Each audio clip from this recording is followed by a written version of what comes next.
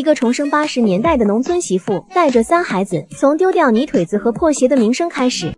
臭娘们，又不是没伺候过老子，装什么贞洁烈女？夏妮刚刚醒来，就搂布丁挨了一巴掌，直接把他给打懵了。怎么回事？医院里还有人敢对绝症患者动粗？紧接着，他就发现身上正趴着个男人，这恶心的感觉一下子将夏妮带回了40多年前的那天。就是这一天后，他从一个人人羡慕的大学生的媳妇，变成了人人唾骂、嘲笑的破鞋。婆家觉得他丢人，逼他离婚；娘家认为他是耻辱，逼他去死，甚至连自己的孩子都朝他吐口水，不认他这个娘。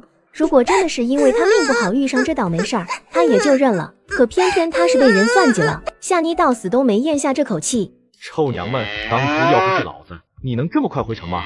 现在瞧不上老子了，想踹了老子找别人，我告诉你，没门！张华峰，你他娘的看清楚，我不是李雪茹。张华峰一下子愣住了，用你那双瞎眼看清楚，我是李雪茹吗？你长成这鬼样，以为谁稀罕碰你呢？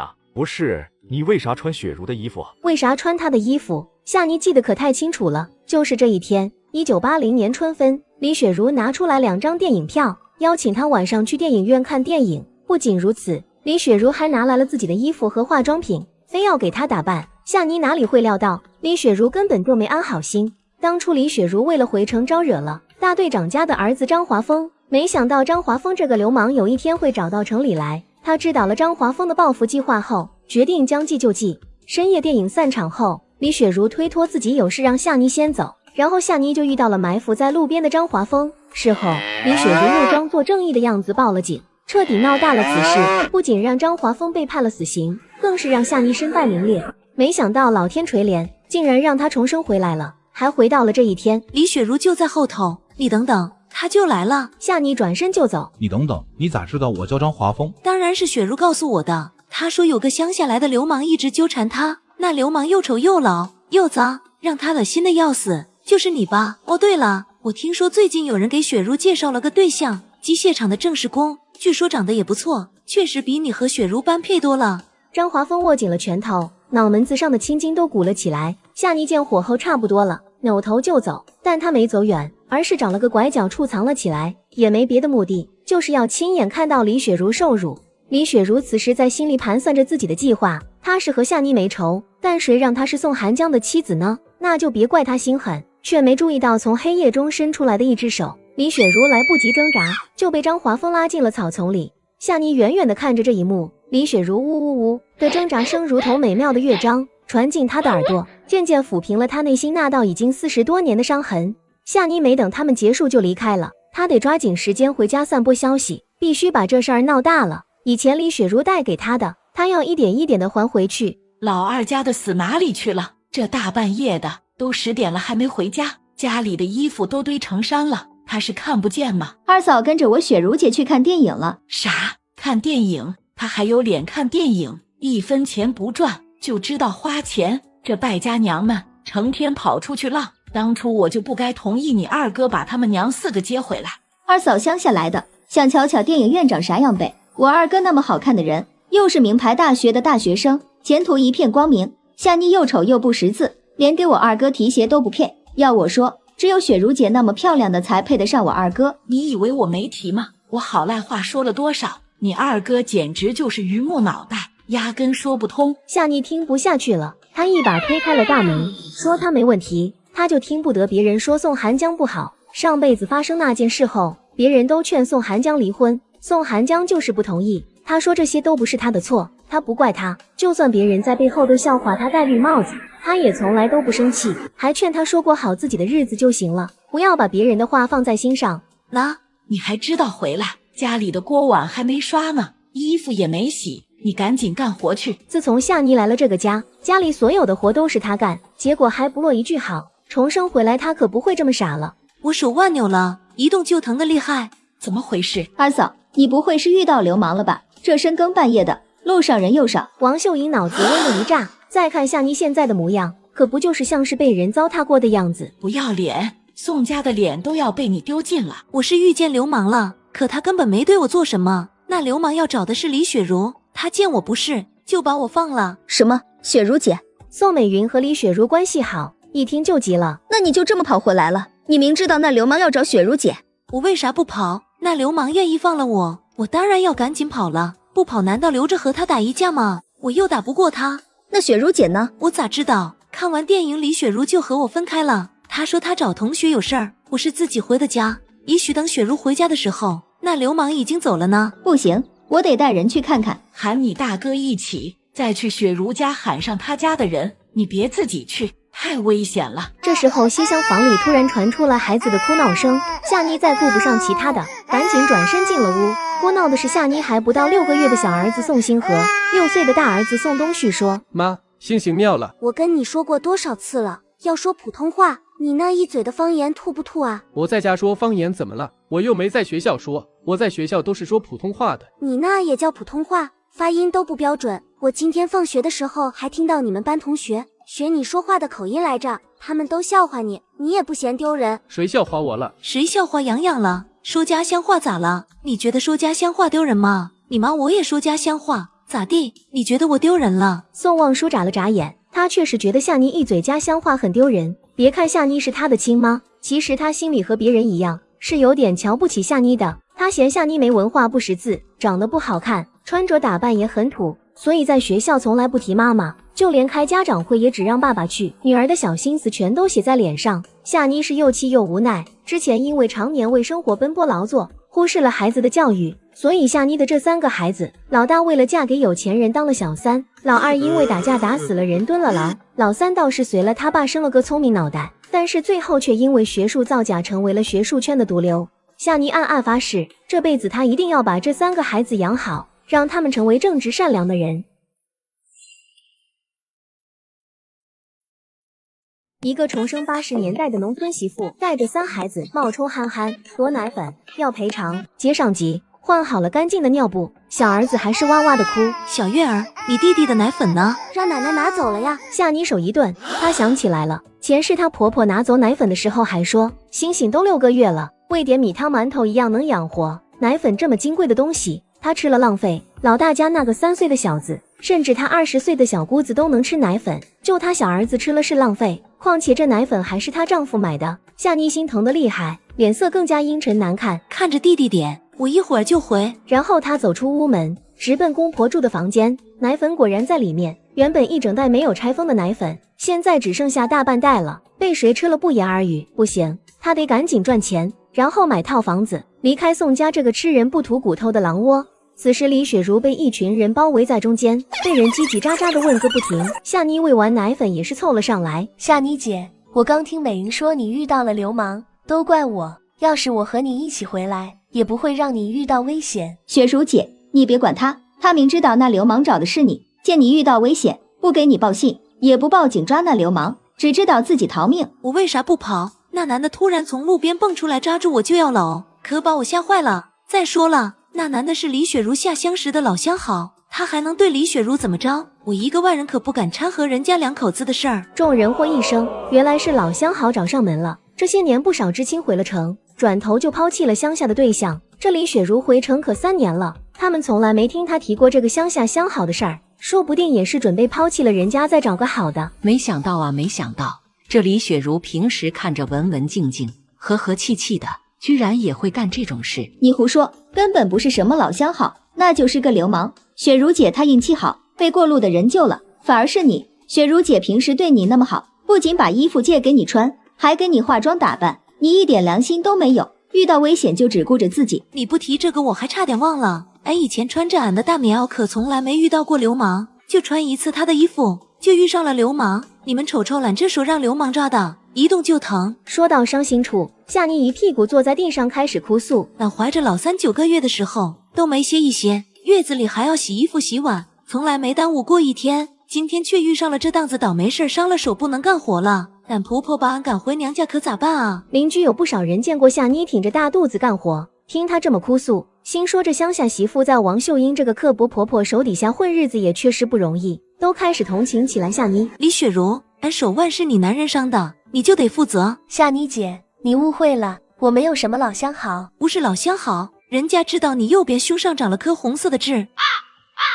咋地？你想说你没有？这儿这么多女同志呢，你敢让人验一验吗？李雪茹到底是个没结婚的小姑娘，脸一下子涨得通红。这一刻他无比后悔，当年和张华峰纠缠的时候，为什么答应让他看自己身子？是我胸上是有颗痣，可是知道我胸上有痣的人多了，冬天去澡堂子洗澡，那么多人都见过，万一是谁说出去的呢？都是女同志，谁还爬你胸上去看有没有痣？看那痣是啥颜色的？俺不管，俺这手腕就是你男人伤的，你必须负责给我医药费。出什么医药费？你那手腕凭啥让雪茹姐给你出钱看？不让她给俺看，那你出钱给俺看吗？眼见事情越描越黑，李雪茹忍无可忍，她从兜里掏出来一把钱塞进夏妮的手里。夏妮姐，我给你钱，是因为确实是我约你出去看电影才让你受了伤，我该负责，和那个所谓的老相好可没有任何关系。行，你说没关系就没关系呗，嫂子我懂。然后麻利的转身回了家，夏妮一副拿了钱保证闭嘴的表情，让周围邻居也都是一副认准了李雪茹有个乡下老相好的样子，让李雪茹百口莫辩。把钱给我，这是李雪茹赔给俺看手腕的钱。看什么看？不就是肿了点，又不是断了，过2天就好了。你以前在乡下干活的时候又不是没受过伤，哪有那么娇贵？钱呢？赶紧给我拿出来！你和你那3个孩子连2本都没有，家里养着你们3张吃白饭的嘴容易吗？拿，赶紧把钱给我，听到了吗？你要是不给我，就带上你那3个娃娃，给我从家里滚出去，别吃我家的米。拿，你别赶俺和孩子走，俺手腕很快就能好，很快就可以干活了。要不您就赶俺一个人走，孩子还小，吃不了多少饭的。孩子他爸每个月都给家里交钱，肯定够养这3个娃娃的。求求您发善心，别赶他们走。星星才5个月，小月儿和洋洋也才6、7岁，他们都是您的亲孙子啊。夏妮在心里咒骂了一声，就等你这句呢，然后哭得一个声泪俱下。门外边的邻居还没散场，紧接着就看了宋家这么一场大戏。王秀英，你这是干啥呢？这大冬天的，你让夏妮上哪儿去？不就是手腕伤了不能干活了吗？还不能让人休息2天？建国前的地主都没你这么剥削人的。就是秀英嫂子，以前你这个婆婆使唤儿媳妇干活，我们也不好多说什么，但是你要是要赶人走，那就有点不地道了。韩江虽然住校不常回家，可他总有回来的时候吧？要是知道是你把他媳妇孩子赶走了，还不得怨你？谁赶他走了？你没赶人家，那你儿媳妇跟你这么哭？就是我刚刚亲耳听到了，你就是说要赶你儿媳妇走。今天这夏妮不知道怎么了，以前跟他要钱让他干活，他2话不说就给了干了，偏今天要闹出来。看来以前的老实本分都是装的，他骨子里就是个祸害。那你是不是还在怨俺偷了家里的奶粉给星星喝？可是星星他才5个月啊，他那么瘦，不吃奶粉，俺怕他养不活啊。再说了，那奶粉本来就是星星他爸给星星买的啊。众人一听，好家伙，王秀英还从5个月的娃娃嘴里抠食儿。什么？你把奶粉偷走了？奶粉呢？你赶紧把奶粉还给我！你闭嘴！谁稀罕要你的奶粉？奶粉多金贵，吃完这袋就没下袋了。我那是怕你顿顿都给星星喝，浪费。原来是这样，那是俺误会你了。邻居们却都面面相觑，心里嘀咕：这乡下来的儿媳妇也太老实了点。王秀英这么说，他还真信了。王秀英见情况不对，行了行了，都散了。大家都无奈地摇着头，各自回家。闹成这样，你满意了？你个搅家精！我当年就不该同意韩江娶你进门。夏妮不吭声，骂就骂呗，反正今天她得了实惠，既保住了钱，又抢回了奶粉，让婆婆和小姑子再不敢随随便便欺负她。一个重生80年代的农村媳妇，带着3孩子，发现商机，搞钱才是硬道理。别上集，待附近的邻居都走后，夏妮，你当年到底用了啥手段，才让我二哥娶了你这个泥腿子？俺这种人咋了？胆成分好，俺勤快麻利会干活。你不知道吧？那个女的也考上了京大，现在和我二哥是同班同学。夏妮，你等着吧，我二哥早晚会和你离婚。我等着。夏妮咬着牙说，就像是被戳到了痛脚，还非要抢瓷朵里。夏妮狼狈地逃回自己房间，她不仅知道宋寒江有个心上人，她还知道那个女孩叫文艳艳，他俩从小就青梅竹马，后来又考入了同一所大学，学了同一个专业，2个人最后还会去往同一个国家留学。当年宋寒江和她结婚，完全是被逼无奈下的选择。那一年他不小心落水，是宋寒江救了他，但他的娘家人却觉得宋寒江玷污了他的清白，非让宋寒江负责。宋寒江没办法，只好娶了她。婚后他们2个没有任何共同语言，宋寒江说的他不懂，他聊的话题宋寒江不感兴趣，两个人就这么相敬如宾的过了多年。但夏妮必须承认，宋寒江对他真的已经很可以了。当年知青返乡没抛弃他，他出意外被侮辱也没嫌弃过他，他真的很感谢他，所以他不能明知道他心里有别人，还要霸占着他妻子的位置。因此这辈子他还是要和宋寒江离婚的。第二天一早，夏妮抱着小儿子来到隔壁邻居向梅嫂子家。向梅嫂子和夏妮一样，都是乡下来的媳妇。她比夏妮幸运的地方在于，她男人是厂子里的技术工人，赚钱多，并且每天都回家，把她的难处都看在了眼里，所以她男人一气之下直接带着她从婆家搬了出来。向梅嫂子，我待会要送来个大的去学校，所以能麻烦你帮我看下小的吗？你放心吧，我保证给你看得好好的。向梅也听说昨天夏妮和她婆婆闹崩了的事，也就明白了。太谢谢你了，向梅嫂子，你放心，我很快就回。来到学校恰好是上学的时间，正愁着不知道干什么赚钱好，突然注意到这里的女孩子头上普遍没什么装饰，都是用最普通的皮筋扎辫子，连戴发卡的都很少。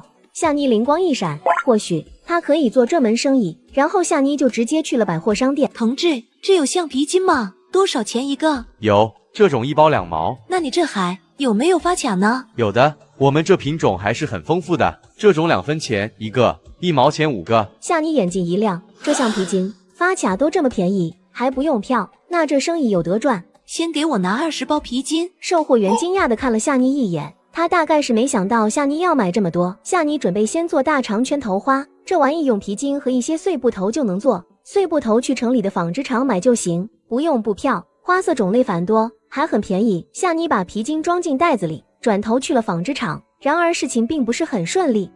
这位女同志，你不是我们厂的人吧？你是来找活吗？我们厂最近不招工了，你快走吧，再到别地儿看看去。大爷，我不是来找工作的。那你是来找人的，找谁啊？和我说，我可以用喇叭给你喊喊。我也不是来找人的，我是想来买点碎布头。大爷喝了一声，估计是头一次见到来工厂买布的人。你买布要去百货大楼，走错地方了。咱们这儿是纺织厂，织出来的布要么直接供给百货大楼，要么出口。大爷，我知道买不得去百货大楼，可是百货大楼里的布太贵了，还得要布票。我乡下来的，没布票，就想来工厂看看有没有染坏之坏的布头。坏的布当然有，但这种在厂里也是紧俏货。咱们厂子里的女工多，她们都不够分的里。你要是真想要那种布料，就找个在厂里做工的熟人，让他帮你留意着，说不定能买到。那我能去里面看看吗？那可不行，不能随便让外人进出的。对了，你可以去裁缝店看看啊。夏妮眼睛一亮，谢完大爷就直接去往裁缝店。你好，同志，要做衣服吗？我不做衣服，我想买一点碎布头。碎布头？女孩略微惊讶了一瞬，随即反应过来，这位女同志要是买碎布头的话，还真是没走错地方。我们店里别的东西不多，碎布头还真不少。我乡下来的，没有布票，所以就想买些碎布头，拼一拼也能用。碎布头太小了，你能拼起来吗？而且拼起来也不好看吧？我们乡下人哪里还管好看不好看？那你跟我走吧，碎布头都在后面，我带你去里头挑一挑。来到裁缝店后间，房间里则存了小绅士的布料。我们家是祖传的手艺，从我爷爷的爷爷那辈儿起，家里就是做衣服的了，好几辈人才攒下了这套房子。这间铺面找到我家这儿可算是找对地方了。这些布料怎么卖？我可以挑一挑吗？这些布头都太碎了，不好做衣服，算是没人要的东西。姐，您放心吧，很便宜的。您要是手头紧，我做主，免费送您都行。那可不行，我有钱的。行，知道了，收钱行了吧？这样，这碎布头咱们就论斤卖，1斤1分钱，您赶紧挑挑吧。夏妮只是随便翻了翻，就知道自己捡到宝藏了。这堆布里面居然有40、50年代留下来的丝绸、蕾丝这种高级货。再翻一翻，他还发现了好多国外进口的布料。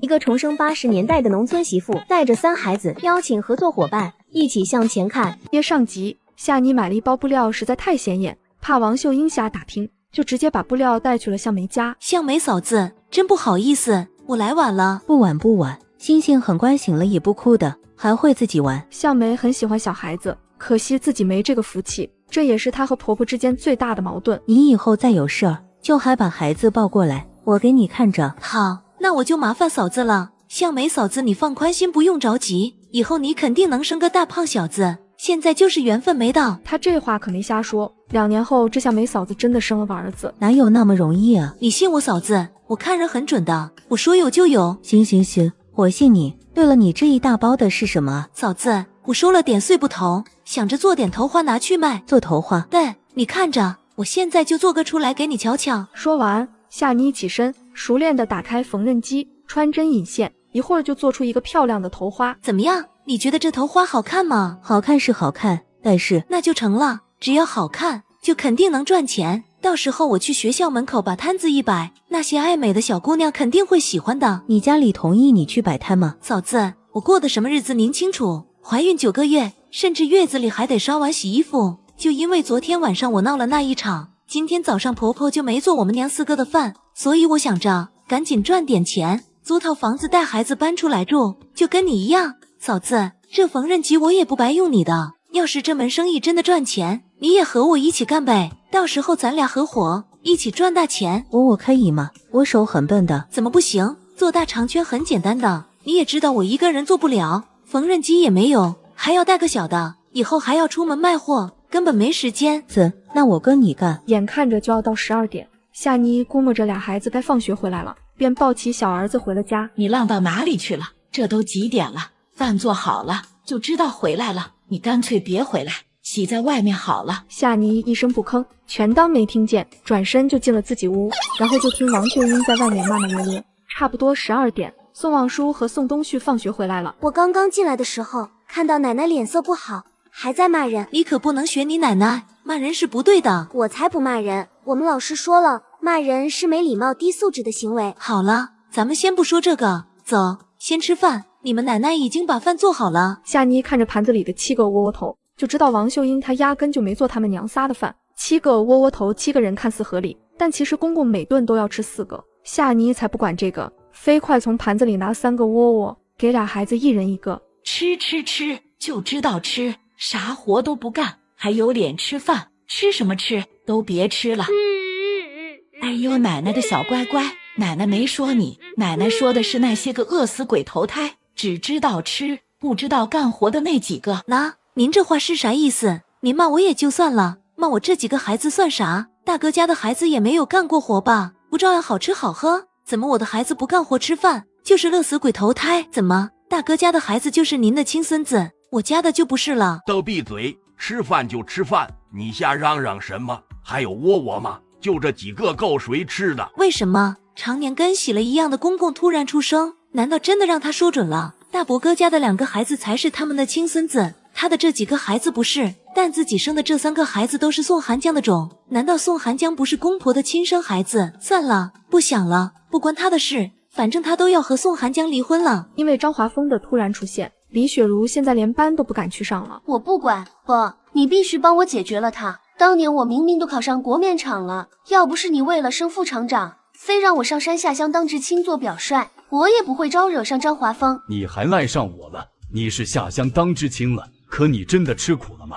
每个月你妈给你寄去多少东西，多少零花钱，是你自己为了回城才招惹的张华峰吧？我当时怎么给你说的，让你再等等，你就是等不及。结果可倒好，你76年前脚回城，77年就恢复高考了，明明可以靠自己考回城，结果可倒好，你弄了个并退，让你爸我的老脸都丢尽了。等，我哪知道要等到什么时候？我那时候都21了，我还有多长时间可以等？难道你要让我找个乡下人嫁了吗？那你现在都25了，也没见你相中哪个男人，还不是我惦记着宋寒江吗？而且亲戚朋友给我介绍的对象那都是啥人啊？一个个太磕碜了。为了自己的下一代着想，我也不能选个歪瓜裂枣啊！我不管，你得帮我。你要是不帮我，让那个张华峰找上门来，我确实会丢人。那爸，你就不丢人吗？你愿意接受那样一个乡下泥腿子当女婿吗？李国刚当然不愿意。现在厂长马上就要退休了，他作为副厂长，眼看着就能摸到厂长的位置了，这个时间绝对不能让家里人拖了后腿。这个张华峰现在在哪里？你把他找出来，然后我跟他见一面。姐，为啥奶奶这么不喜欢我们？就因为咱是从乡下来的吗？我哪知道，你去问奶奶呀。我才不问，她又得骂人了。写什么作业啊？你一会儿再写，先和我说话。滚！怎么跟弟弟说话呢？你怎么惹你姐姐了？我就是让她别写作业了，陪我玩会儿。洋洋，你有没有听说过一句话叫知识改变命运？学习好的人可以考大学，可以分配好的工作，又体面又被人尊敬，就像你爸爸。那妈妈，你为什么不上学呢？我要是去上学了，谁照顾弟弟呢？我从小就很羡慕其他小朋友有学上，这样你们两个也都上小学了，肯定在学校里学到好多知识。妈妈也很想学习，你们愿不愿意作为妈妈的小老师，教一教妈妈？夏妮想了好久，才想出这么一个自认为精妙绝伦的主意，既能多一些陪伴孩子的时间，加深母女母子感情，还能督促孩子学习。我愿意。那么你呢？我不行的，我才1年级，让我姐姐教，姐姐会的比我多。洋洋，你们班主任说你学习不好，你姐姐也说你学习不好，你爸爸可是京大的高材生，高考能考到全省第1的天才，你作为他的儿子，居然学习不好，我觉得你脑袋瓜应该挺好使的啊，是不是之前没有认真学？那没关系，你先学了再教我就行啊，你这么聪明，肯定一学就会，你到时候不会嫌弃妈妈笨吧？不会。夏妮露出奸计得逞的笑容。那就好，那以后咱们就这么安排，135小月儿教妈妈语文，246洋洋教妈妈数学，行不？行吧。那行，走，今天妈妈带你们去向梅阿姨家吃饭。一个重生80年代的农村媳妇，带着3孩子，首次摆地摊，生意火爆。约上集，夏妮牵着2个孩子去向梅家，恰好遇到刚下班回家的小姑子宋美人。我嫂子，她干啥去了？谁知道她干啥去？她别是又带着俩孩子出去买吃的了吧？妈，我今天早上上班走的时候，看到我嫂子带着俩孩子去吃了包子和豆腐呢。让他们吃去，手里有2个钱就不知道自己是谁了。他手里就那点钱，我看他能吃几天。等那点钱吃完了，看他还能带着孩子吃什么。王秀英冷笑一声，她就不信了，她还治不住一个儿媳妇。吃完饭，夏妮带着孩子们在向梅嫂子家玩。呀，有客人在啊。冯勇哥、小月儿、洋洋，快叫伯伯。伯伯好。和向梅一样，冯勇也很喜欢孩子，见了夏妮家的这2个孩子就高兴得不得了。你叫洋洋对吧？上几年级了？学习怎么样呀？你平时喜欢玩什么？小月儿，你是姐姐对吧？哎呀，长得真漂亮，已经上2年级了，真厉害。向梅正一脸愧疚地望着冯勇和2个孩子，她下意识地摸了摸小腹，然后叹了口气。丈夫那么喜欢孩子，她却怀不上。你说我要不要抓点药调理一下？我听说有那种吃了就能怀的药。你去医院检查过没有？要是医生说没问题，你可千万别乱吃药，万一再吃坏身体就不好了。看来得赶紧让向梅嫂子忙碌起来，人忙起来就没那么多时间瞎想了。你们这是从哪里弄来这么多好料子？准备做什么？是向妮从裁缝店弄来的碎布头，我们打算做点头花去卖。就是这个，是非常好看，用碎布头和橡皮筋做的吗？你们怎么想到这么好的主意的？你觉得这生意能做？这么漂亮，肯定能做。不是我想出来的，是夏妮，是她的主意，她拉着我一起做的。没有向梅姐，我这生意也做不成的。我家啥情况你们也都清楚，有向梅姐在，能帮我看看孩子，还能把缝纫机借给我用。我真的特别感谢向梅姐不嫌弃我这小生意，愿意和我一起做。妹子，你可别这么说，咱们是互帮互助。好了好了，咱们邻里邻居的，说什么谢呀？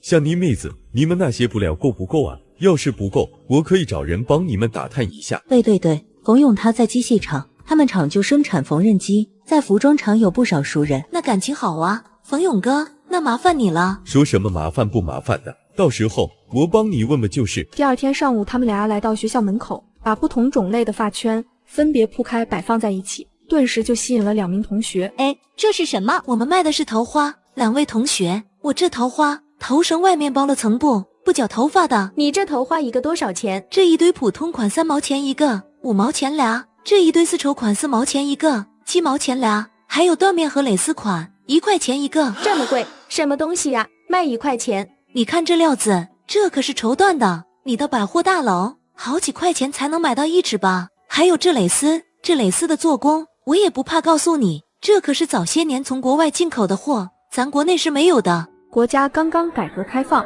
刚刚和许多国家建交，正处在一个国外什么东西都稀罕的阶段。几个女生一听是进口的，再不叫贵了。我也是费了老大劲才找到一点，总共没做几个桃花。你要是喜欢呢，就买；要是觉得贵，就看看我这边的发圈。虽然料子没这个蕾丝的好，但也很漂亮的。你手里那个我要了。发圈这东西多长时间都不会坏，而且还这么漂亮，这么精致，就算拿出去送人也有面子。1块钱而已，剩几顿饭，咬咬牙就买了。给我来4个，我给我妹妹带2个。有了第一个吃螃蟹的人，后面的紧跟着就买。可紧张死我了，刚刚那么多人，我就怕把钱收错了。没事，收错1、2个也正常，我比你还不如呢。我感觉我收错好几个。原计划摆摊到5点的夏妮，下午3点就卖完了所有的货物，准备收摊了。同志，就没有了吗？全都卖没了。我可是从宿舍直接跑过来的。是的，没有了。我班上还有好多人往这边赶过来呢。那你什么时候再来？明天来不来？明天的话，货估计做不出来这么多。没关系，你有多少就过来卖多少啊。爷，你明天就过来吧，我们不嫌货少。那好吧，我明天就再来一趟。那太好了，姐，你明天大概几点来啊？咱们约个时间呗，还是这个位置吗？到时候我过来等着你啊。你们下午有课吗？要不我下午3点过来？可以，就这个点。爷，你可千万别早到啊，要不又被别人买走了。好的，我保证3点准时到。回到笑梅嫂子家，2个人就迫不及待地坐在床上。问，好多钱？知道做生意会赚钱，但也没想到会这么赚钱。要知道现在的大学生刚毕业进入单位工作，每个月工资也就40多块钱，怪不得后来会有那么多人辞职下海做生意呢。做生意是真赚钱啊！这些天宋家一直把我们娘几个当空气一样，婆婆王秀英还时不时骂几句。现在有了这笔钱，我就能计划着从宋家搬出来了。嫂子，这是分给你的钱，我自己也留251，剩下那25.9块，咱就留着买橡皮筋买布料，你看咋样？不行，生意是你提出来做的，做发圈的主意也是你的，我就是个帮忙的，怎么能拿你这么多钱？虽然是我提出来的，可是也得有嫂子你支持，我这生意才能做下去啊！你又不是不知道我家那情况，没有你，我也是空有想法，根本有心无力，所以这钱你拿着，是你应得的。妹子，这账不是这么算的，就算没有我，你也可以找到其他人帮你，没有人会错过一门赚钱的生意。你能想起我来，并且愿意带着我一起赚钱，我已经很知足了，所以这钱我不能和你平分。不如这样，咱们4-6分行不？缝纫机是你提供的，发圈也是我们一起做的，以后这布料还是得靠冯勇哥呢。这样算下来，我可能还占便宜了呢。夏梅琢磨了一下，还是觉得自己占便宜更多，毕竟没有夏妮，她根本不可能赚到1分钱。但见夏妮十分坚持，没有任何退让的余地，她也只能同意了。之后就是开开心心的分钱时间。一个重生80年代的农村媳妇，知道儿子受欺负后，找侄女向儿子道歉。这一天天的，你妈都去哪了？你管我妈去哪儿呢？又是奶奶叫你来打听的吧，小叛徒！你说谁是小叛徒？说你呢，你放开我！别看他人瘦瘦小小的，但力气却不小，一使劲就把宋小霞给推开了，让宋小霞摔了个屁股墩。闻声从屋外赶来的王秀英刚好看到这一幕，这还了得，反了天了！小兔崽子，你想干嘛？还打你姐？我看你是不想活了。是他非要扯我袖子，我不是故意推他的。你放屁！我看你是跟你那个妈学野了，想造反了是不是？你给我过来，看我打不死你！明明是宋小霞先拽我的，他要是不拽我，我也不会推他。王秀英才不管因为啥，她只看见她孙女了坐地上了，她就不能饶了这小子，一把走了过去，然后照着屁股就是一顿暴走，连打了好几下，出了气才放开。我让你打人，错了没？我问你错了没？宋东旭别提多委屈了，明明都是奶奶的孙子孙女，可奶奶就是偏心偏到嘎吱窝了，他倔得很，被打了也不哭，为了不被继续挨揍，眼珠子咕噜一转。我错了，快给你姐姐道歉。对不起。你妈今天洗哪里去了？宋东旭机灵得很，虽然夏妮没叮嘱过他不能说自己家摆地摊卖发圈赚钱的事儿，但他很清楚这事儿绝对不能让奶奶知道。我妈让我在家写试卷，照顾弟弟，我不知道我妈去哪儿了。真的？老婆子，你干啥呢？赶紧做饭，快饿死了肚。来了，你要是敢骗我，我饶不了你。哟，这什么时候学习这么努力了，还写试卷？你拿我试卷干什么？你给我放手！宋东旭下意识的去抢，只听刺啦一声，卷子就被撕烂了。什么啊？不就一张卷子吗？你激动个啥？你赔我卷子！赔你个大头鬼！你……夏妮刚回到家，妈，宋小霞把我的卷子撕烂了，还扔到地上踩。夏妮扭头一瞧，自己这个皮猴一般的儿子眼睛居然红了。就算把上辈子的记忆加起来，夏妮也没见过这个儿子哭过几回。这猛地一见，他心脏像是被人使劲一攥，生疼生疼的。怎么回事啊？这是碰上宋小霞了，他欺负你了？宋小霞拉住我，问我你去哪里了，我就推了他，然后奶奶就赶过来了。夏妮越听脸色越沉，火气蹭蹭的往上冒，恨不得现在就找上王秀英，拿棍子抡她一顿。那个老太婆凭什么对她儿子动手？她这个当妈都舍不得动她一根手指头。洋洋，你奶奶打了你哪里？疼不疼？她打我屁股，我穿得厚，不疼。奶奶还让我给堂姐道歉，明明是她先拉住我的，我也不是故意要推她的。那你道歉了吗？道歉了，我要是不道歉的话，奶奶肯定还会继续打我的。洋洋，以后如果你觉得自己没有错的话，就不需要认错，只有你真的觉得是自己做错了的时候，再道歉认错。可是我要是不道歉，奶奶会打我的，还说要赶我们走呢。妈妈刚刚不是说了，没关系，她赶我们走，那我们就走。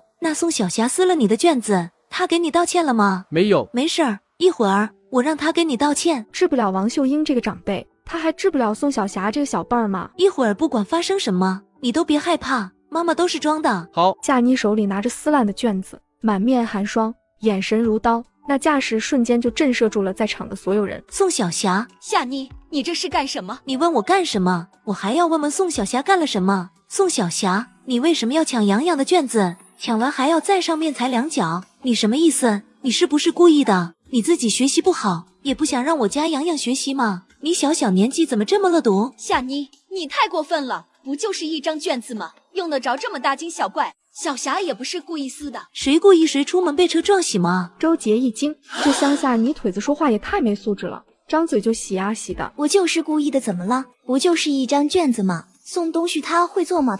他有跟你这样的没文化的吗？学习也没用，因为他不配。几乎是宋小霞的话音刚落，夏妮的一巴掌就照着宋小霞的脸扇了过去。夏妮，你到底想干什么？你怎么能动手打人？大嫂，你也别怪我扇你闺女，你听听你闺女刚刚说的那是什么话？什么叫洋洋不配？我这个当妈的确实没文化，可洋洋的爸爸那可是全国最好大学的高材生，洋洋要是不配，那宋小霞这孩子就配了吗？他自己的爹妈有一个是大学生吗？你这个当妈的不好好教育，那就由我来替你教育。他才多大，你一个当人家婶婶的，还跟小孩子计较？我也不想跟他计较，可是刚刚妈你不也拿着扫帚跟我儿子计较了吗？我儿子又犯了什么错？要不是宋小霞拉着我儿子会推他吗？你，我看你是反了天了。宋小霞，今天你必须给我儿子道歉，你要是不道歉，我明天就找你学校去，问问你的老师，撕卷子这事儿是不是你的错？夏妮，你到底想要干什么？我干什么？我要宋小霞给洋洋道歉。不就一张卷子吗？有什么大惊小怪的？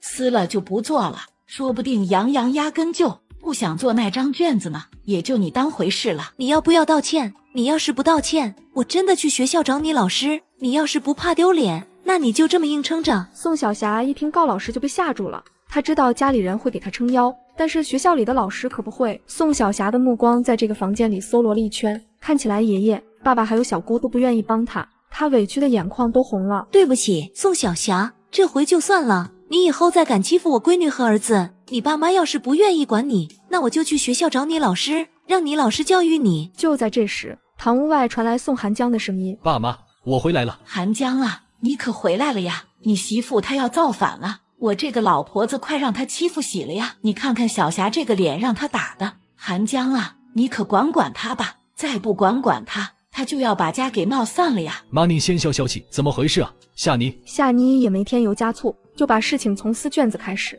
原原本本的叙述了一遍，包括自己扇了宋小霞一巴掌。她态度坦然，神色平淡，好像只是叙述了一件平凡不起眼的小事。她知道宋寒江是一个什么事都得弄个青红皂白出来，并且认死理，从来帮理不帮亲的人。小霞是该给洋洋道歉。你说啥？妈，我是说小霞先撕了洋洋的卷子，就应该给洋洋道歉。你只听到了撕卷子的事儿吗？你没听到你媳妇说她打了小霞一巴掌吗？小霞才多大的孩子，我这个当奶奶的都没舍得动手打过她，她一个婶婶凭啥打小霞？小霞，卷子代表了知识，你撕了卷子还扔到地上拿脚碾，代表了你对知识的不尊重。再有，你说洋洋不配学习，为什么你会有这样的想法？国家赋予了我们老百姓每个人学习的权利，没有什么配不配的，只要你努力，你就有考上大学改变命运的机会。宋小霞怎么也没想到，二叔没有怪二婶闹事儿，甚至动手打人，反而自己又被教育了一顿。王秀英更气，她是想听宋寒江发表什么关于尊重知识教育机会的长篇大论吗？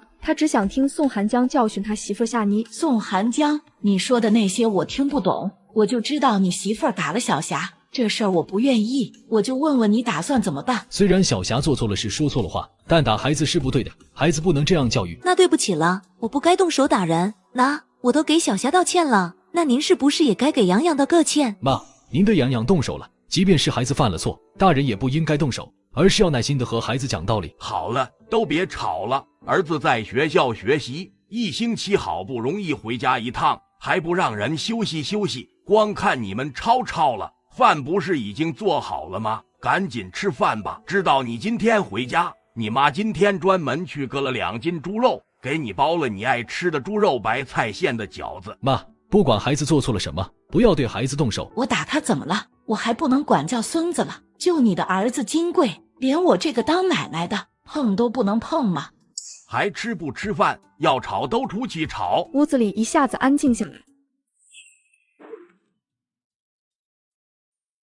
一个重生80年代的农村媳妇，被京大高材生老公1对1功课辅导，被宋宝田打断后，大家来到餐厅吃饭。宋寒江从兜里掏出来一个粉色的大头花，小玉儿，好不好看？喜欢吗？这是。宋望舒呆了一瞬，夏妮也没想到，宋寒江居然送了个他亲手做的大长圈，这个大长圈还是绸缎的，一个6毛钱呢。怎么了？不喜欢吗？二叔，小月儿不喜欢，我喜欢。谁说我不喜欢的？我喜欢。你喜欢就好。二叔，你这发圈是从哪里买的？能不能也给我买一个？从我的一个同学手里，听他说好像是在我们学校门口买的。抱歉，我同学只买了2个，我只能让他让出来1个，而且这一个发圈1块钱，我手里没有那么多钱了。啥玩意儿啊，值1块钱？不就是个扎头发的东西吗？也值得卖1块。这是绸缎的。就算是绸缎的也不值啊，这才多点料子，你胡乱花钱买什么发圈呢？让人坑了都不知道。小月儿一个小姑娘哪带得着这么贵的东西？小孩子家家的，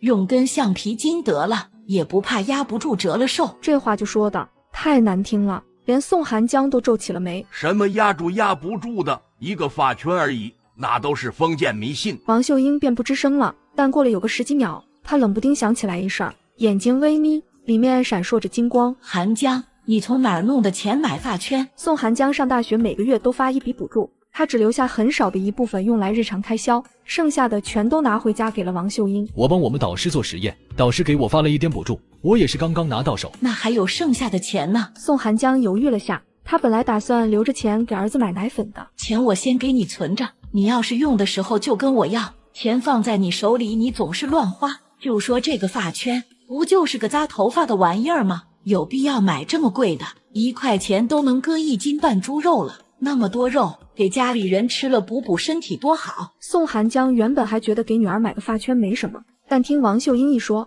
又觉得王秀英说的有道理。看看他女儿这小身板，皮包骨头的，太瘦了，是该补补。于是他把钱从兜里掏了出来，都给了王秀英。王秀英得了钱，立刻喜笑颜开。夏妮在一旁冷眼看着，满脸的嘲讽。王秀英确实会买肉补补，但都补到老大家2个孩子身上去了，他的几个孩子连个荤腥都见不到。二弟，我听说你们学校之前公派留美的那批人要回来了。是有这事儿？那他们回来后，你们学校要怎么安排他们？当然是留校任教啊，或者进实验室搞研究吧。自然要报效祖国，他们把从美国学习到的先进知识带回了祖国，是国家不可或缺的人才，肯定会受到重视的。那你有机会赴美留学吗？我今年才大3，大学还没读完，没有这个资格。宋春山舒了口气，他嘴上说那太可惜了，可是看表情却一点遗憾的意思都没有。宋寒江这个弟弟已经比他优秀太多，宋春山从小就活在这个弟弟的阴影下，要是宋寒江真的有出国深造的机会，那他岂不是又低了宋寒江一头？我可听说了，这些留学生去了美国后，就给家里买了好多稀罕物，听说还有彩色电视机呢。彩色电视机，真的假的？当然是真的，我是听雪茹姐说的，她爸是副厂长，认识的人可多了。美云，你和雪茹关系好，你说说雪茹那个老相好的事儿到底是不是真的？什么老相好？你别听外面瞎说，雪茹姐根本没什么老相好。宋美云说这句的时候是看着宋寒江的，摆明了是解释给宋寒江听。二哥，你听到我说话了没有？什么？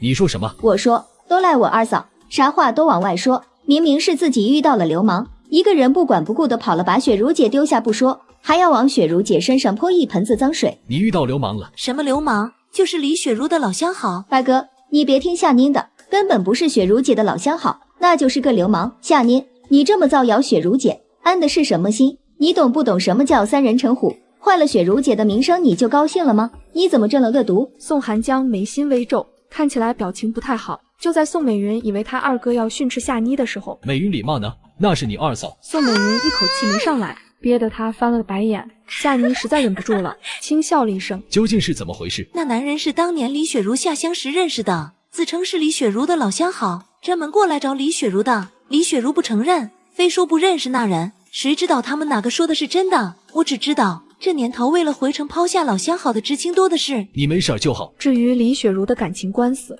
他丝毫不放在心上。夏妮知道，在宋寒江的世界里，除了他热爱的科学，真正在乎的人也就那么几个，而李雪茹并不在这几个人之中。吃完晚饭，宋寒江牵着2个孩子回房间。这是什么？这是妈妈的语文作业本。妈妈的语文作业本？对呀，这是妈妈的名字，我教给妈妈的。妈妈学得可快了，我只教了1遍，妈妈就学会了。宋寒江不禁惊奇，他记得刚和夏妮结婚的时候，他得知夏妮不识字时，曾经提过要教夏妮识字，却被夏妮拒绝了。在宋寒江的认知里，他这个妻子就是冥顽不灵、拒绝进步的典型代表。然而今天，夏妮突然开始学习了。爸爸妈妈很厉害吧？对，妈妈很厉害，妈妈字写的也好看。行了行了，你们可别消遣我了，我什么水平我知道。你忘了我的名字刚结婚的时候你就叫过我的。我没有消遣你，我是真觉得你很厉害，你的字也好看，我是真心觉得你优秀。是吗？这还是宋寒江头一回撒谎。宋寒江打小就聪明，2岁开始学识字，3岁就已经能够自己阅读书籍了。如果以他自己作为标杆，能够让他真心夸一句聪明有学习天分的，那全国也数不出来多少人。但是妻子好不容易有了学习的欲望，他无论如何都不会打击他的，并且还要大力支持。夏妮，其实你能够认识到学习的重要性，并迈出第一步，就已经是极大的进步了。看来这为了培养母子母女感情，提高孩子们学习的动力，没想到被我歪打正着了。那我能考大学吗？当然能，你有这目标非常好，有了目标就有了学习的动力，你努力学习并且坚持下去，早晚有一天你会考上大学。对，妈妈，你肯定可以的。那这样，我和弟弟从星期1到星期6教妈妈学习，星期天爸爸在家，就由爸爸教妈妈，好不好啊，爸爸？好好好，当然好。那就从今天开始吧，今天正好是星期天，该爸爸教妈妈了。因为你是成年人，理解能力比孩子们强很多，所以我会教得很快，我只讲1遍，所以你不要走神啊。知道了。一个重生80年代的农村媳妇，在老公学校门口摆地摊，偶遇情敌。你真的跟着你男人学了1晚上的拼音？我还能骗你吗？你是不知道，宋寒江对待学习那叫一个严肃认真，当起老师来简直换了个人似的。别看他长得像个柔弱小白脸，那脸一沉，我连手都不知道该往哪儿放了。那你学的怎么样啊？都记下来了吗？那怎么可能呢？宋寒江那混蛋，自己脑子好使，就以为全天下的人脑子都跟他一样好使，让我一个晚上把拼音全都学会。我就算年纪大了，脑子比小孩子好用一点，那也没到过目不忘的程度啊。他让你全学会，你没学会，然后呢？他怎么说的？他还需要用说的吗？眼睛里全写着呢，看我就跟看全世界第1大笨蛋似的。他居然说我学习态度不端正，而且他还是当着孩子们的面说我的，我不要面子的吗？孩子们得怎么看我？就是，这也太过分了，这种话怎么能当着孩子的面说？他要是有什么意见，可以私下里偷偷告诉你啊。是啊，我哪里态度不端正了？不管是不是当着孩子的面，他都不该那么说我。我当时就不愿意了，直接给他怼了回去，说他不会教。裁缝铺里的老裁缝带徒弟，也没有说自己演示1遍做衣服的流程，就让徒弟立马上手的吧。对得好，然后呢？你男人怎么说的？他觉得我说的也有点道理，然后就开始一点点的教我了。这不是挺好的？你男人还能听得进去你的意见，说明他不是那种固执的人啊。那也是他觉得你有道理的时候才听你的，要是不赞同，打死他也不听你的。我以后要是再让宋寒江教我学习，我就是狗。对，杀鸡焉用牛刀，就让人家大科学家研究他的科学吧，拼音识字啥的，让小月儿和洋洋教你就行了。我刚刚进门的时候看到你们家堂屋里放了好几个袋子，里面都是5颜6色的料子，那都是冯勇哥拿来的吧？冯勇哥眼光真不错，他有个啥眼光，都是我告诉他挑啥样的他才挑的。不止这些呢，服装厂人家专门做衣服的，碎布头当然多了。昨天晚上一晚上，我让冯勇借了个3轮车，去服装厂拉了好几趟，那些总共才花了20多块钱。夏老板，你这出手很大气啊，那么多布料得赚不少啊。夏老板，一起发财了。对了，夏妮下午还是你去卖发圈吧，你小嘴巴巴的，特别能说，我留在家里照看星星，顺道还能多做几个发圈。好，其实我也是这么想的，这主意一举俩得。夏妮到学校门口刚刚摆好发圈，就被一大群人围了上来。还不到3点呢，你们咋就都过来了？我们一下课就赶过来了。姐，你这次带来多少发圈啊？小姑娘们一个个叽叽喳喳的，好不热闹。他们已经知道发圈的定价，也知道夏妮这里不讲价，所以都是过来挑好了直接付款拿走。2个小时的时间，夏妮这边的货就清的差不多了。夏妮姐，还真是你啊！夏妮姐，我刚刚还以为认错了呢。对了，我还没介绍自己呢，我是文艳艳，之前到你们家去过一趟。夏妮姐，你还记得我吗？夏妮当然认识她，她就是跟宋寒江青梅竹马、两小无猜的文艳艳。我记得你那天下雨了，你跟着韩江到家里来躲雨。对，就是那天。那天我衣服湿了，还是韩江把他的外套借给了我穿。事实当然不是这样，那天他衣服确实湿了，但宋寒江根本没注意到，还是他主动张嘴，宋寒江才勉为其难地把外套脱给了他，并责备他身体不舒服为什么不多穿件衣服，实验正是紧要关头，你身体垮了，实验怎么办？你有空可以再到家里来玩啊。夏妮姐，原来是你在学校门口卖发圈啊，我们学校的女生都可喜欢了。夏妮姐，你来摆地摊做生意，怎么也没说一声啊？我和韩江也好来帮忙。可用不到你们，你们都是未来的大科学家，国家更需要你们，我这点小生意自己就搞定了。什么大科学家啊？我和韩江现在都只是学生，要学的东西还多着呢。不过韩江他确实很厉害，刚上大2就进了陈教授的实验室帮忙，我能跟着一起进实验室，还是靠他推荐的呢。是的，韩江他从小就很聪明，我之前和他是同学，他每次考试都能考到全级第1，无论我怎么努力，都只能落在他后面当第2。第2也不错了，毕竟不是每个人都能像韩江一样聪明。我话里的重点是谁考第1谁考第2吗？任谁听都听得出来，我是在显摆自己对宋寒江的熟悉吧？这个夏妮怎么回事？脑子少根弦嘛！文艳艳同志，天不早了，我得赶紧回家了，你也快回去学习吧。夏妮姐，其实我是出来给韩江买晚饭的，你知道他喜欢吃什么吗？这个文艳艳真是一点眼力劲儿都没有，这一根筋的性子简直和宋寒江一模一样。要是2口子都是这个性格，那日子还咋过？夏妮忍不住替未来的宋寒江担心了2秒。那个韩江他什么都吃，不掏？怎么会？韩江他不喜欢吃姜蒜啊？你既然知道他口味，你就自己琢磨着买呗，还问我干啥？我是真的得走了，我手里拿着不少钱呢，天太晚了不安全，要是真的遇上了流氓劫匪，你能负责吗？夏妮姐，我想了下，你一个人走确实不安全，要不你等等，我去喊韩江，让他送你回去。不用不用，我自己就行。那可不行，万一真遇到危险了咋办？夏妮姐，你是怕韩江知道你摆地摊不高兴？你放心吧，我好好和韩江说，他不会生你的气的。职业不分贵贱，而且现在国家也支持。我明白，摆地摊其实赚的都是辛苦钱，你没有经世的2本，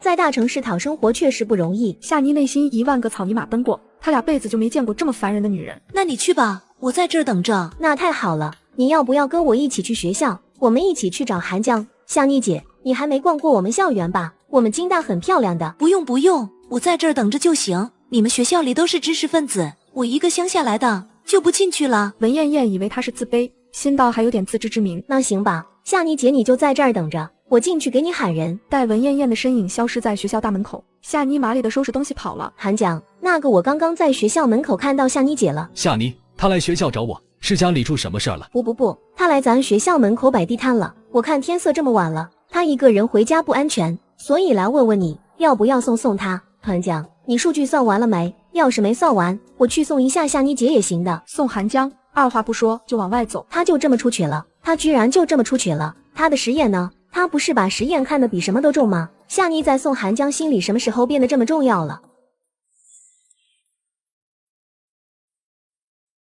一个重生80年代的农村媳妇，看国有企业副厂长与农村26子的狗咬狗。那天李雪茹把张华峰约在了金华饭店，张华峰就提前点好了菜，等待着李雪茹的到来。哎，大哥，你是不是走错屋了？没有走错，我是雪茹的父亲。啊，叔叔您好，您好，你请坐，我是张华峰。雪茹呢？你不用看了，雪茹今天是不会来了。是我让雪茹约的你。张华峰心里顿时升起不好的预感。叔叔，您想吃点什么？我刚刚点的都是雪茹爱吃的东西，不知道合不合您的口味。李国刚心里说对声，这小流氓这是点他来了，生怕他不知道李雪茹和他厮混的事儿。我和雪茹他妈就雪茹这一个女儿，娇惯的厉害。她下乡的时候劳烦你们这些当地的老乡照顾了，我和雪茹的妈妈都很感谢你们。你既然大老远的来了，一路上也不容易，我们肯定不会亏待你，这是我和他妈妈准备的一点心意。那红包鼓鼓囊囊，一看就装了不少钱。张华峰从家里带来的钱已经快用完了，看到这笔钱眼睛都放光了，刚伸手去拿。收下这笔钱后，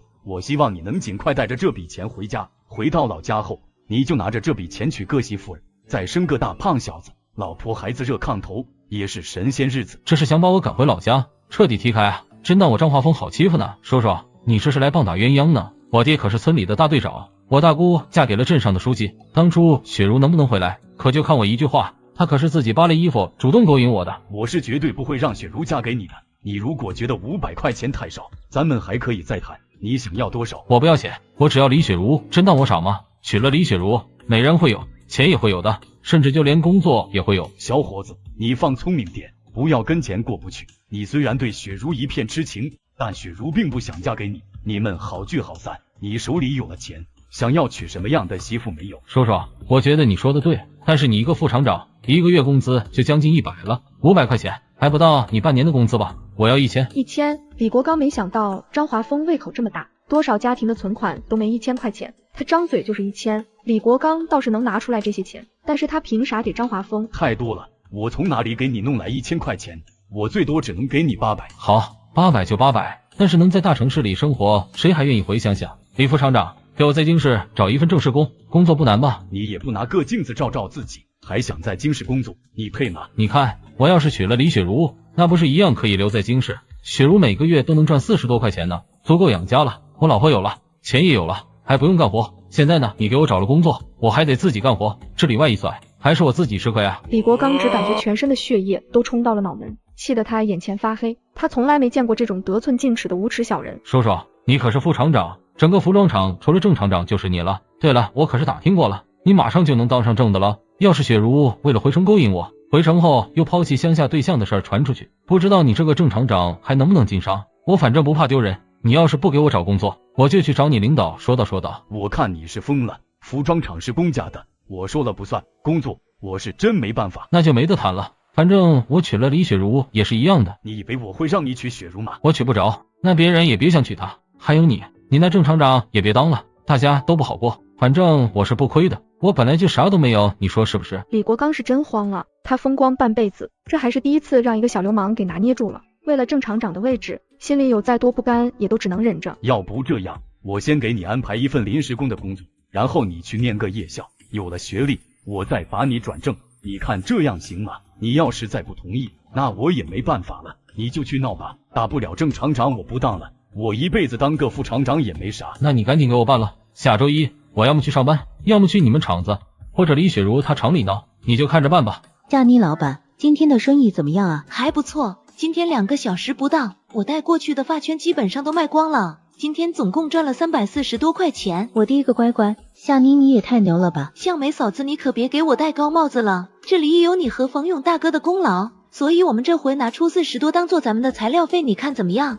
这当然没问题。接下来两人就把剩下的那300块钱分了，还是按照上回的比例，夏妮拿了180，向梅拿了120，加上上次的300块钱，我现在手里已经有将近500块钱了。照我现在金钱的累积速度，我是不是可以考虑买一套房子了？要知道这可是京市，20年后这地方寸土寸金呢。哦对了，星星的奶粉剩下不多了，我估摸着剩下的只能吃个2-3天。夏妮，你得赶紧给孩子买奶粉了。夏妮一拍脑袋，差点忘了这件大事。她不是本地户口，生了孩子也没有奶粉票，所以她不仅要买奶粉，还得买奶粉票，这是一笔不小的花费。所以买房子这事儿还是暂且放一放吧，先把孩子喂饱了再说。你准备去哪里弄奶粉票？要不我跟邻居打听打听，看看谁家刚生了孩子，能不能匀给你2张？不用，我明天去一趟医院，医院里孕妇多，就找那些刚生完孩子但是奶水足够不用喂奶粉的妈妈买奶粉票就行，这世上还没有钱解决不了的问题。你心里有谱就行。星星养了这几天，肉眼可见的胖乎点了，要是业者他的肚子让他瘦下去了，我可不乐意。这几天夏梅已经和星星处出感情来了。放心吧，都不着他的。妈，我爸来了。夏妮一愣，宋寒江怎么来了？昨天他不是刚回家一趟吗？难道是没在学校门口看到他，就追着他回家来了？寒江，你怎么回来了？我没别的事儿，就看看你安全到家了没，我这就回去了。你吃晚饭了吗？还没有。那要不要吃完饭再走？不了，我实验室里的活儿还没做完。夏妮知道宋寒江是个工作狂，是个把毕生生命都奉献给了科学的未来科学家，他肯定是留不住他的脚步的。那你回到学校就先去吃饭，不管什么工作，身体才是革命的本钱。亲，你放心吧，那我走了。那你钱还够用吗？夏妮摸了摸自己刚刚还没暖热乎的钱，从里面掏出来一张2元的，走过去塞进了宋寒江的兜里，留着自己花。我有钱。你的钱不是给小月儿买发圈了吗？你还有多少？夏妮心说，要不是看在他还记得给孩子买奶粉买礼物的份上，就凭他之前把钱都掏给王秀英那个老婆婆的行为，他绝对不会给他这2块钱的。亲，那我走了。昨天我教你的拼音，你今天不要忘了复习。听到这话，夏妮有点后悔给他那2块钱了。接着宋寒江就回学校去了。走吧，洋洋，咱们也回去了。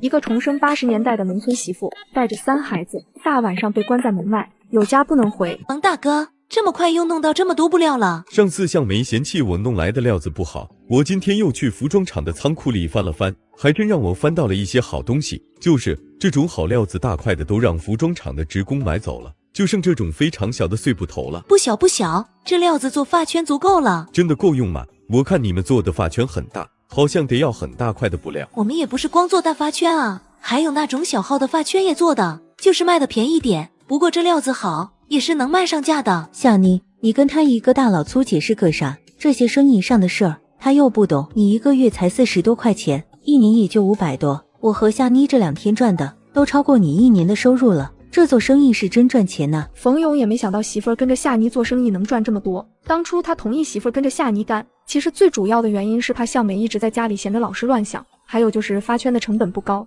他们家赔得起。结果现在来看，他们家实在是占了夏妮的大便宜。冯勇哥，你那有朋友或者工友想要往外出租房子吗？要是有合适的，我想租一套。我是有一个工友想要往外租房子，不过他那套房子离这边可不近。远了好啊，我就想要远的。冯勇哥，你也知道我家里的情况，我也不怕把家丑往外说了，我和我婆婆那是真的处不下去了，每天闹闹哄哄的，太影响孩子学习了，所以离远点更好。房子在机械厂那边，是一套小平房，2间屋子带一个院子，就是院子有点小，比我们家这个还要小一些。机械厂那边，那离孩子们学校远了点，我想租个离学校近点的。没错没错，是该考虑孩子，还是你考虑的周到。那你想要什么样的房子？我去给你打听打听。真的吗？那就太感谢你了，冯勇哥。我想找个独门独户的院子，最好有单独的厕所，实在不行也不能离厕所太远。这个要求听起来不是很高，但其实在这个年代，老胡同很多房子都是不单独修厕所的，所有人都去胡同最里面的公共厕所。行，那我到时候帮你打听打听。等晚上8点半了，夏妮便结束了这边的工作，带着孩子们回家睡觉。没想到宋家却把大门关上了。妈妈，怎么办？奶奶怎么把门锁上了？放心吧，没事。洋洋，你去敲门，大点声喊你奶奶。宋东旭得了任务，立马哐哐哐的砸了几下，高声喊奶奶，奶奶开门。小孩子的声音又脆又亮，在寂静的夜里传出去很远，但是宋家一点动静都没有。洋洋，你先歇一会儿。小月儿，你去敲门。妈，没事儿，去敲门就行，咱们再敲一会儿。要是你奶奶不开门，妈就带你们去住旅馆。你忘了妈妈这2天赚了好些钱呢。不过走之前必须让街坊邻居们都知道，是宋家将我们娘几个赶出来的。以后卖发圈赚钱这事儿暴露后，宋家那不要脸的绝对会跟我要孝敬钱，到时候我就算是1分钱都不给，街坊邻居也不能说什么。奶奶，爷爷，开门啊！但是里面的人如同死了一般，还是没有一点动静。哎，咋回事啊？王秀英在家呢吧？在呢，我刚去厕所的时候还遇到她了。不仅她在家，她家老头子也在家，还有他大儿子大儿媳妇，一家子都在呢。那咋不开门呢？故意的呗。这王秀英也真是跟他家儿媳妇多大仇啊，连亲孙子都给关门外边了。你看夏妮怀疑是不是还抱着个小的？这大晚上孩子这么小，干啥呢？这是。夏妮和几个孩子没把宋家的门敲开，倒是把周围街坊邻居都惊动了。和宋家隔了几户的向梅也听到了动静，急着忙慌地赶了过来。夏妮，怎么回事啊？易婆婆不给你开门。夏妮无奈地叹了口气，要不你带上孩子到我家去住一晚吧。是啊，夏妮妹子，你带上孩子到我家来凑合一晚吧，不用担心我去我兄弟家挤一挤就行。夏妮知道向梅两口子心地都好，但她不是那种能理所当然麻烦别人的人，当即就拒绝了。不用，我怎么回事啊？夏妮，你在这儿干什么？怎么不回家？这都几点了？来人正是袖子上戴着红袖章的吴淑娟，因为最近治安不太好，所以社区专门安排了一些同志晚上在各个胡同里巡逻。她倒是想进去，可里面的人不给她开门了，这都在这敲门敲了大半个小时了。您看看，这还有3个孩子呢。要是平日里，王秀英指使夏妮干多少活，他们这些街坊邻居都不会吭声。可是大晚上的把大人孩子全都关在门外，就太过分了。王秀英，开门！叫什么叫？大半夜的，叫混了！王秀英，你在家呢？我说你是年纪大了耳背了吗？你儿媳妇敲门敲了那么长时间，你听不见？你是故意的吧？吴淑娟自从被妇联的同志招进单位以后，成天拿着鸡毛当令箭，就爱多管闲事。这么多邻居里面，王秀英最烦的就是她。谁故意的？你也不看看现在几点了？这么晚家里人都躺被窝里了，我穿衣服不需要时间吗？我还能光着来给他开门咋地？你大晚上的干什么去了？都3个孩子的妈了，就不能安安分分老老实实的在家待着吗？你看这都几点了？你要是不想在这个家住，就赶紧给我滚！对啊，你大晚上的这是干啥去了？我带着孩子去向梅嫂子家蹭饭了。向梅嫂子心善，知道我和孩子们在家吃不上饭，就留了我和孩子们一顿晚饭。吃完饭，孩子们在向梅嫂子家写作业，写完了我才带着他们回来。没错，我也是看孩子们可怜，才喊夏妮带着孩子们到我家吃饭的。王秀英，你咋回事啊你家啥情况？我们街里街坊的都清楚。你虐待韩江的孩子，不给韩江的孩子饭吃，就太过分了吧？谁饿着孩子了？家里都给他们留着饭呢。夏妮带着孩子们连家都不回，怎么就知道家里没做他们的饭？夏妮听到这话委屈的，又把头垂下去了。这一看就是受尽欺负，不敢吱声的受气小媳妇模样。这一幕落在大家的眼里，更坐实了王秀英欺负人的事实。行了，这大晚上的，别杵在门口喝冷风了。夏妮，你赶紧带着孩子们回家，不管你做没做孩子的饭，孩子敲了快半小时的门，你没开门是事实，我还就不信了。你腿没瘸，手没断，穿个衣服要半个小时。王秀英，人在做天在看，做人得要有良心。当年我咋了？我怎么没良心了？吴淑娟，你闭嘴吧，真当自己是包青天呢？你知道个啥呀？你还不赶紧回家？当年什么？吴阿姨知道些什么？王秀英为什么那么着急把吴阿姨的话打断？关上大门后，王秀英憋了一肚子的火全都照着夏妮去了，骂骂咧咧的把夏妮的祖宗八辈都问候了一遍，越骂越大声。夏妮全都当成狗放屁，一句也没回。这王秀英最近是怎么了？更年期吗？虐待儿媳妇上瘾了，这是。这骂的也忒难听了，夏妮也能忍？她不忍还能怎么着？她一个乡下来的，要是真让婆家赶出门去，还能去哪儿？宋寒江也不是东西，自己老婆孩子在家过的什么日子他不知道，长得好看学习好有什么用？一个重生80年代的农村媳妇，因为没有母乳，带着小孩去医院买奶粉票。干啥去啊？一大早的，还想让别人说我虐待你们，不给你们饭吃是不是？赶紧的，过来吃饭。宋望舒和宋东旭都抬起头来看夏妮，不吃白不吃，在宋家多吃一顿都是赚的，说不定看着王秀英那张心疼粮食的脸还更下饭呢。走，洗手吃饭去。餐桌上摆着馒头、咸菜和粥，家里的鸡蛋都让王秀英藏了起来。夏妮和孩子们一向是连点蛋清都看不到的，赶紧吃，吃完去上学。啥活都不干的懒婆娘，就知道挑好的吃，吃，咋不噎死你？妈，我的发圈。什么？哪？在宋小霞头上。什么？你的发圈？这是我的发圈，明明是我的，我昨天丢了个发圈，和你头上戴的这个一模一样。当然是一模一样了，因为这个发圈就是宋小霞从宋望舒那儿偷来的，她实在是太想要了，可是她的爸妈又不给她买。所以他就把心思动到了宋望舒那了。你说是你的就是你的吗？你叫他名字他答应吗？二叔明明只送了你一个发圈，是个黄色的，我这个是粉红的，你凭啥说是你的？因为那是我妈妈送给我的。什么你妈妈送的？你妈妈从哪里弄的钱买发圈？真是撒谎都不带打草稿的，我还说是我妈妈送给我的呢。夏妮一个眼疾手快，伸手就把发圈从宋小霞头上薅了下来。我的发圈，快点吃饭，再磨蹭一会儿就迟到了。怎么了？奶奶，二婶她抢我的发圈。真是你的发圈吗？谁给你买的？你妈妈？还是你爸爸？我给他买的，我给小霞买的。你想怎么样？你把发圈还给小霞。你给他买的？在哪儿买的？什么时候买的？花了多少钱？王秀英仔细回忆了下那天晚上儿子的话，在韩江的学校门口买的。怎么了？那你什么时候去的他学校门口？他学校那么远，我记得你不会骑自行车吧？妈护孩子不是这么护的。这个发圈明明是小霞从小月儿这儿偷走的，你在护着她，也改变不了这个事实。你说谁偷东西呢？我没上过学，也听说过一句话叫做小时候偷针，长大了偷牛。他现在敢撬我屋的锁，偷小月儿的发圈，长大了是不是就敢偷别人的金镯子、金项链了？到时候让公安给抓了，他就坐一辈子的牢吧？才不是，我没偷东西，那个发圈本来就是我的，是二叔专门给我买的。先说是你妈给你买的，又说是奶奶买的，现在变成你二叔买的了。小月儿洋洋吃完了没？吃完了咱们走。宋望舒和宋东旭俩孩子就跟斗鸡斗赢了的小公鸡似的，雄赳赳气昂昂的跟在夏妮后面走了。我的发圈就是我的发圈，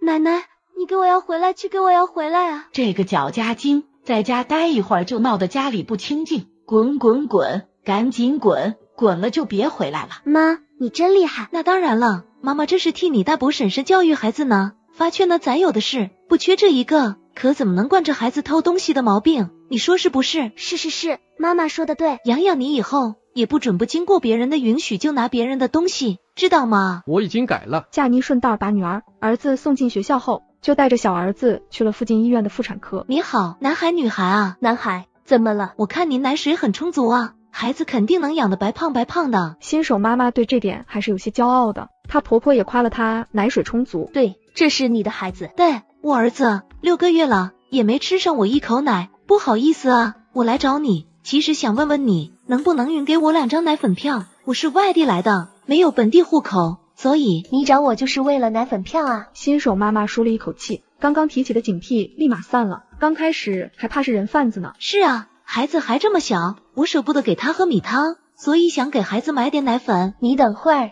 等我婆婆来了我问问。说曹操道，话音刚落，新手妈妈的婆婆就过来了。她婆婆慈眉善目的，一看就是个心地善良的人。听儿媳妇把夏妮的情况一说，立马就拍板决定，当然可以，你奶水足，孩子只吃你的奶就够了，奶粉票可以匀给这位同志。那真的是太感谢你们了，真的太谢谢了。谢什么？谁都有遇到难处的时候，你等着，奶粉票在我儿子手里，他刚刚缴费去了，一会儿就过来。好的。这位婆婆是个健谈的人，忍不住和夏妮聊起了家常，问她是哪里人，怎么来京市的。我是秦省人，我丈夫叫宋寒江，当年上山下乡的时候去的我们那儿，后来国家恢复高考，他就考回了京市，就带着我和孩子一起回来了。宋寒江，没想到天底下居然还有这么巧的事儿。宋寒江正好是我家那老头子的学生，他还来我家吃过2顿饭呢。不会吧？怎么不会？我问你，你丈夫是不是长得白白净净的，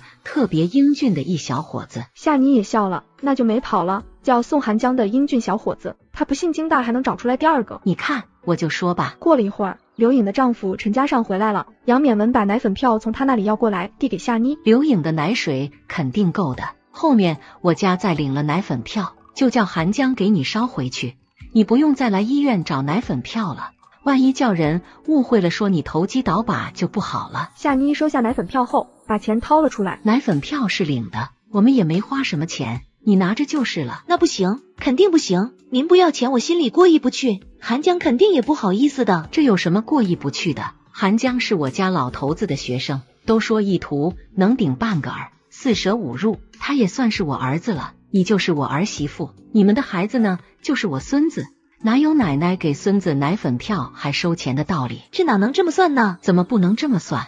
你难道不认我这个师母？不，我肯定认。那不就得了？行了，你以后跟着寒江逢年过节的到我们家来，看看我和老头子就行了。钱你快收起来，这些钱留着给孩子买点好吃的。有了奶粉票，夏妮很顺利的买到了需要的奶粉，就赶回向梅家准备做点发圈。夏妮，你回来了。对了，我找了3套房子，明天带你去看看。